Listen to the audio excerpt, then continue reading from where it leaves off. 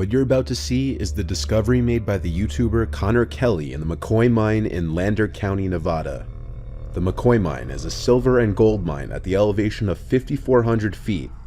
Connor arrives in a group of 4 via motorbikes, and upon entry of the cave, everything seems normal at first.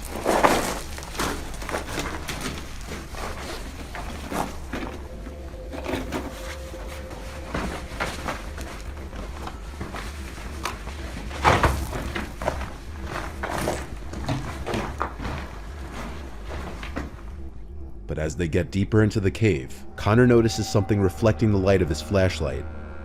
As they get closer, they realize what it is. Oh Jesus, what the fuck? It's shoe. Oh, Look, is that like a fossil? It's a pile of shoes, but to make it even more disturbing, it's a pile of children's shoes. Mixed in with the shoes are various bones laying in the pile. Connor then looks further down the cave, and you can see skeletal remains of some type of animal, possibly a coyote or deer. The shoes all appear to be older, with 80s styling on a lot of them, and obviously whoever or whatever put them there deliberately made a pile out of them. Connor said they contacted police on the matter, but they didn't seem to take it seriously or care. The bones could easily be explained away as the cave being some kind of animal feeding grounds, but the pile of shoes isn't as easily explainable. There's always the question of if this was a prank to scare people, but this honestly seems like it would take a lot of effort for a prank or failed viral video attempt. A more disturbing explanation would be that this is or was a dump for abducted kids, where their shoes would be removed for whatever reason and dumped there, possibly as trophies. An example that could be compared to this was in the early 1900s in Walled Lake, Michigan. There was believed to be a sick and cruel man who began murdering kids in the area, and after he would dispose of the bodies, he threw their tiny shoes up into the branches of a tree. Eventually the man was caught and people found his tree ornamented with dangling shoes of dead children, almost as if it were one big trophy to him. Whether this is something similar to that, or just a weird prank that somebody spent way too much time on, will probably remain a mystery. But one thing's for certain, there aren't many possible explanations for this. If you're claustrophobic, this story will make you uneasy. This is the tragic tale of John Edward Jones, who was a 26-year-old medical student and family man.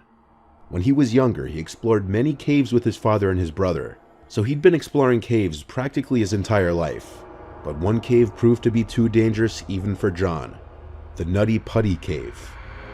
This cave was known for its notoriously narrow spaces. They were first explored by Dale Green in 1960. The cave is located southwest of Utah Lake and 55 miles from Salt Lake City.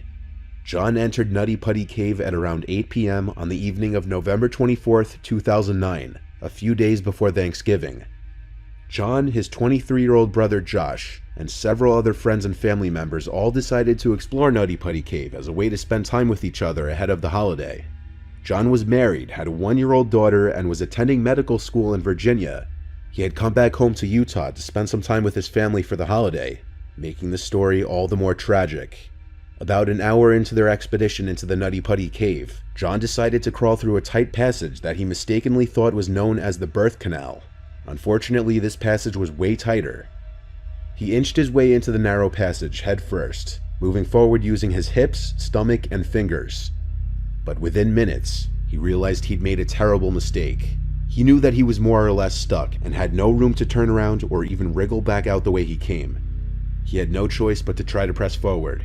He tried to exhale the air in his chest so that he could fit through a space that was barely 10 inches across and 8 inches high. But when John inhaled again and his chest puffed back out, he got stuck for good. Josh found his brother, and in a tragic turn of events, as he was pulling at John's calves, John slid further down the shaft. What's worse is that now he was stuck upside down with one hand beneath him and the other wedged above. At this point, the two boys started to pray. Eventually, Josh made it back to the surface to call for help. But even once help came, John was still trapped 400 feet into the cave and 100 feet below the Earth's surface.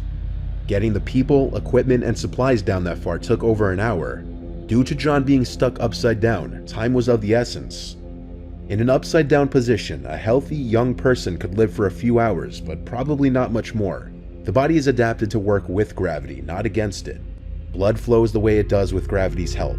Our organs sit where they are because of how we stand, so John's blood pressure was falling dangerously low, and his organs would start to crush each other if he didn't get out soon. This position would also require the heart to work incredibly hard to continuously pump excess blood out of the brain. The first rescuer to reach John was a woman named Susie Motola, who arrived at about 12:30 a.m. on November 25th. At that point, John had been trapped for 3.5 hours.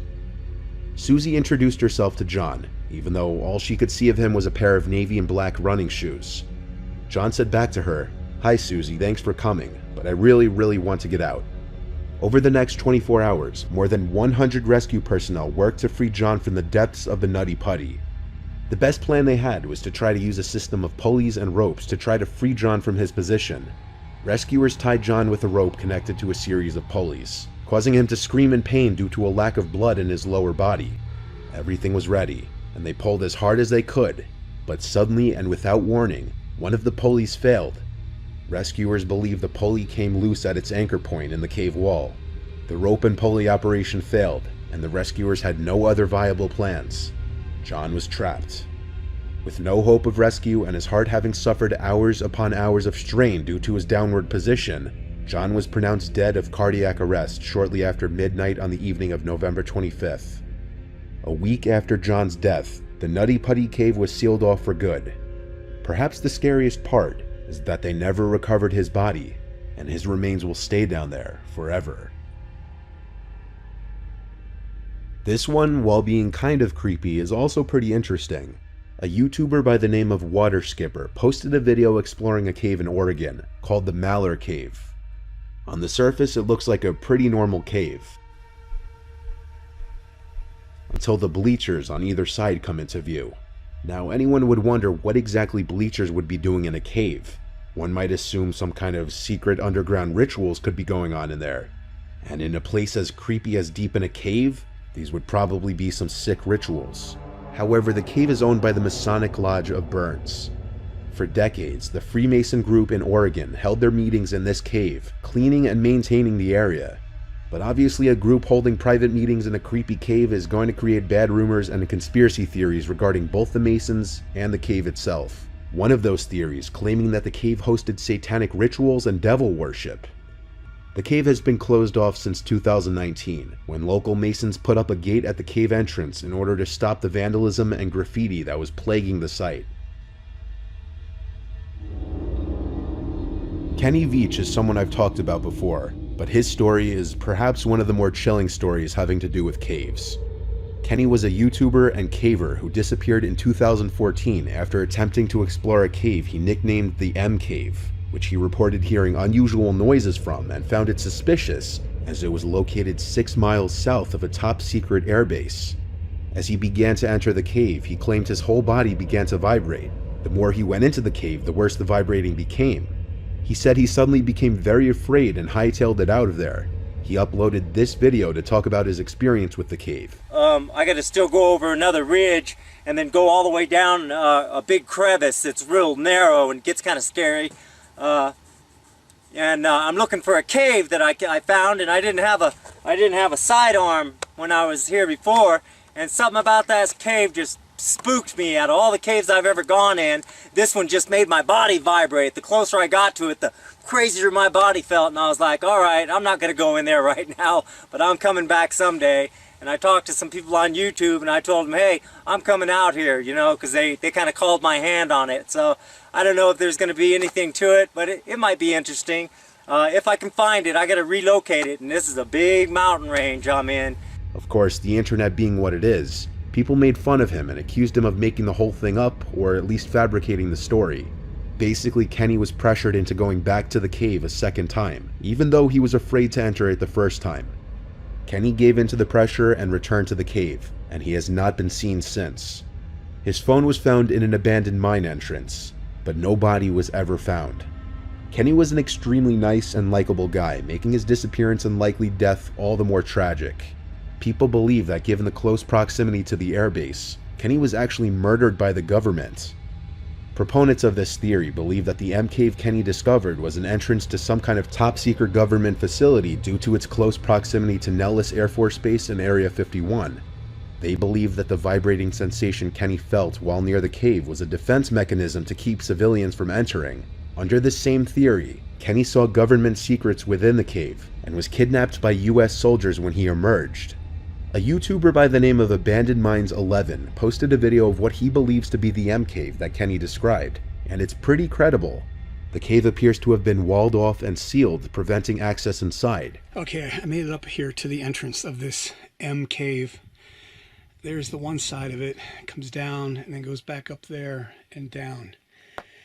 Now, this doesn't look to be very deep at all, and it looks like they were trying to wall it off.